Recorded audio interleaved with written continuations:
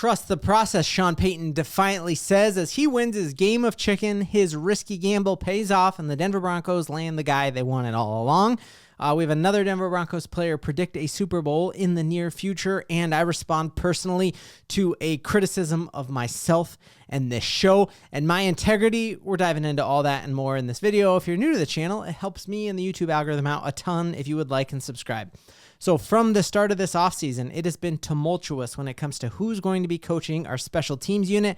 That unit has drastically improved since the Nathaniel Hackett days when we were the laughing stock of the entire NFL to now we have Marvin Mims making Pro Bowls. We have Lutz like hitting every field goal he tries, making AFC Special Teams Player of the Week. Yet, as the offseason started, we fire our special teams coordinator, and then next in line to that was Chris Banjo, former NFL player, Sean Payton favorite. Well, he goes to the Jets, and so here we are without a special teams coordinator, and all hopes were with the Riz himself, Darren Rizzy.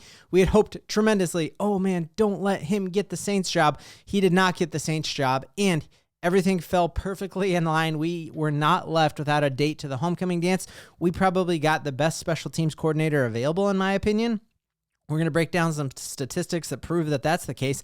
But man, Darren Rizzy, not only is he going to be our special teams coordinator, he's also going to be our assistant coach. Part of the lure of having the richest owner in sports is that they can overpay for talent by tacking on other names like that. So you're now the assistant coach. He probably won't be doing that much more than he did in New Orleans, but that assistant coach tagged onto his name will give him a ton more money, and that's just a absolutely fantastic thing.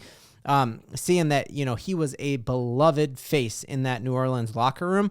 And all you have to do is like take a look at when he was promoted and became the interim head coach. They went out and they were on a horrible losing streak. We remember we just dog walked them on that Thursday night game. When he stepped in there, that team was fired up and played way better than they had during that losing season. You see he has some charisma. He's kind of funny. His first day on the job, he famously went in before his game against the Falcons, and he clogged the toilet, and he talked about it, and everyone laughed. And this is just, he's a player's coach. He's the type of dude that guys want to run through a wall for. So here I am early in the morning. I go to the bathroom, and this is how my day started. I clogged the toilet. So, I mean, hopefully we do not have a ton of clogged toilets in the Mile High. Something about the thin air, it should just go straight through there. But I think this is a fantastic hire. This is another great example of all of the hate that goes on with Sean Payton, talking about we've lost a ton of assistant coaches and coordinators. And there are some people who are framing that as like people trying to flee and get away from Sean Payton. Darren Rizzy coming to Denver is the complete bucking of that trend. Like he could have had any special teams job in the entire NFL if he wanted it.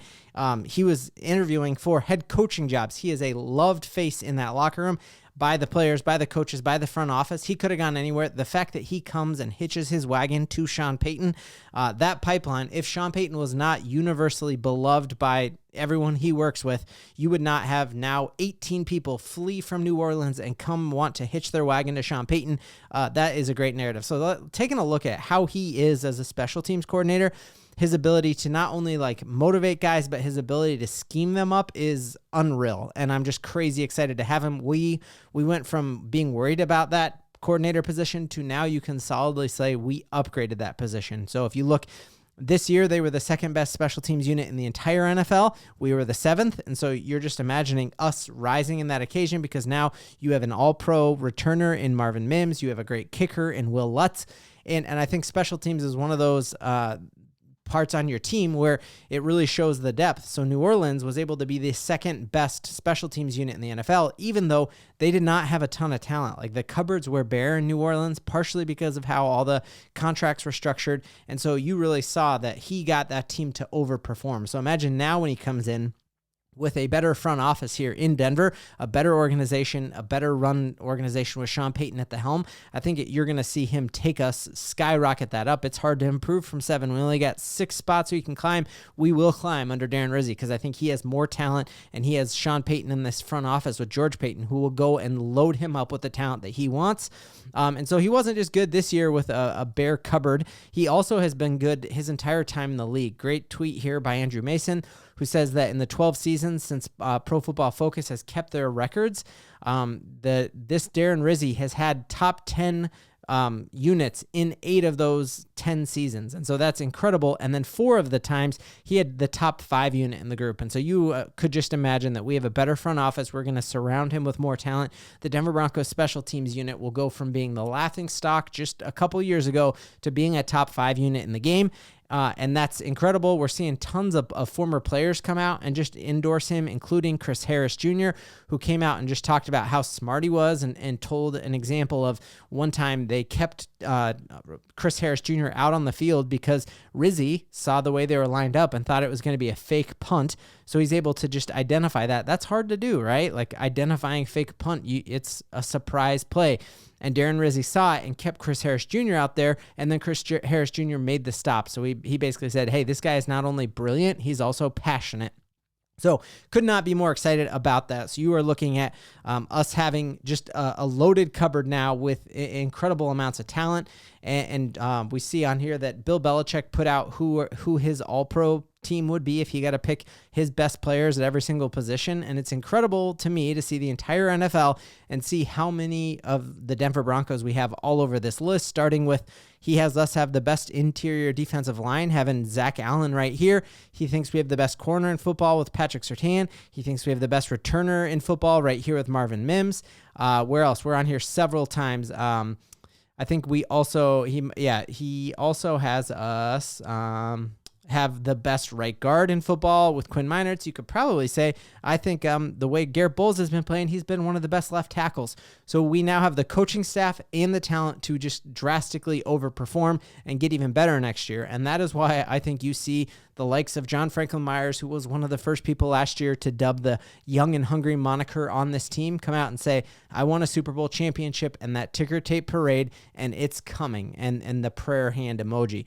I think we have the type of roster that is young and hungry and ready to go and do this. We have $50 million in cap space. We can plug holes on the offense and on the defense. We've done videos on that this week, and I just think the sky is absolutely the limit on what this team is going to do.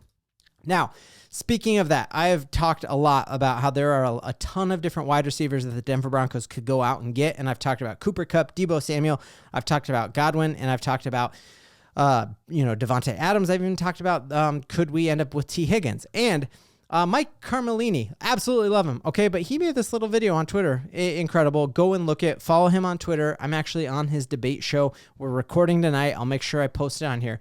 But he put this little video out, and I feel like this is a personal attack on me and perhaps how I've covered this. So I'm going to play his video, and then I'm going to defend my take and why I made the take that I did. So here's what he said 90% of Denver Broncos podcasts do when it comes to this wide receiver search. Yeah. I think we should sign Cooper Kupp.